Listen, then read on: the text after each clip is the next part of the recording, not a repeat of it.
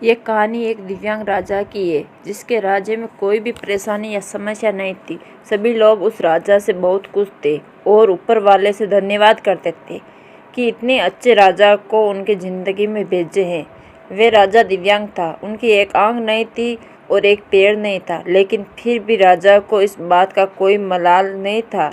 एक दिन राजा अपने महल के गलियारे में घूमते हुए अपने पूर्वजों की लगी तस्वीर को देख रहा था और सोच रहा था कि मेरे पिताजी इतने शूरवीर थे, उनके पिताजी इतने शूरवीर थे, हमें इतने शूरवीर खानदान में जन्म लेने का मौका मिला है, ये ऊपर वाले का धन्यवाद है। राजा ने सभी चित्र को देखते हुए आखिरी चित्र तक पहुंचा और फिर उस खाली जगह को देखा तो ये चिंता में पड़ गया, क्योंकि उसे मालूम था कि वे अब जहाँ जो तस्वीर लगेगी वे उसी की लगेगी। लेकिन राजा को इस बात की चिंता नहीं थी कि वे मर जाएगा। चिंता इस बात की थी कि जहाँ वो पेंटिंग लगेगी वो कैसी लगेगी। राजा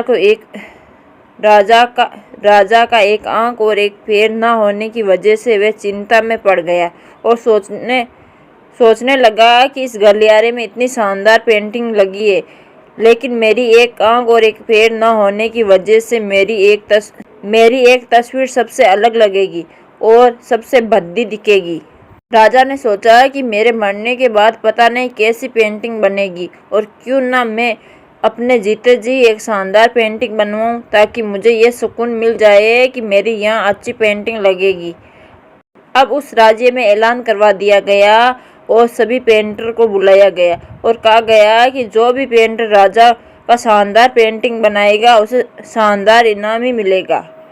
अब सभी पेंटर राज्य में आए और उन पेंटर को पता था कि अगर शानदार पेंटिंग बनेगा तो शानदार इनाम तो मिलेगा, लेकिन जिस राजा का एक आंख नहीं है, एक पैर नहीं है, उसका शानदार पेंटिंग कैसे बनेगा। पेंटर सोच रहे थे कि इनाम का तो पता नहीं, लेकिन अगर शानदार पेंटिंग नहीं बनी और राजा गुस्सा हो गया तो सजा मिलेगी, इसलिए बड़े बड़े चित्रकार भी आगे नहीं आए।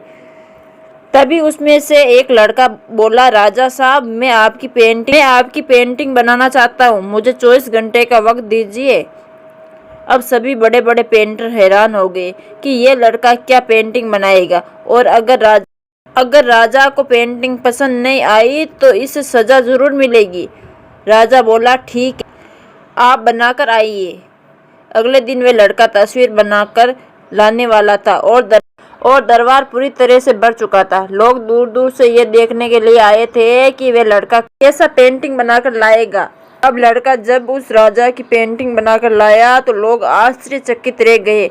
सब लोग जोर जोर से तालियां बजाने लगे, सीटी बजाने लगे, और जब राजा ने उस पेंटिंग को देखा तो वे बहुत खुश हो गए और बोला कि वाह वाह, इससे अच्छी पेंटिंग तो इस पूरे गलियारे में नहीं है। राजा ने उस लड़के को बहुत सारा इनाम दिया। आप सोच रहे होंगे कि उस राजा की क्या पेंटिंग बनी होगी, जिसकी एक आंख नहीं है और एक पैर नहीं है, कैसा पेंटिंग बना होगा। उस तस्वीर में लड़के ने उस राजा को एक घोड़े पर सवार किया था। साइड में उस राजा का एक पैर दिख रहा था और राजा तीरबाजी करते हुए निशाने लगा रहा था, और निशाने लगाते वक्त एक आंख बंद हो जाती है, और उस लड़के ने उस राजा की वही आंख बंद की थी जो राजा के पास नहीं थी।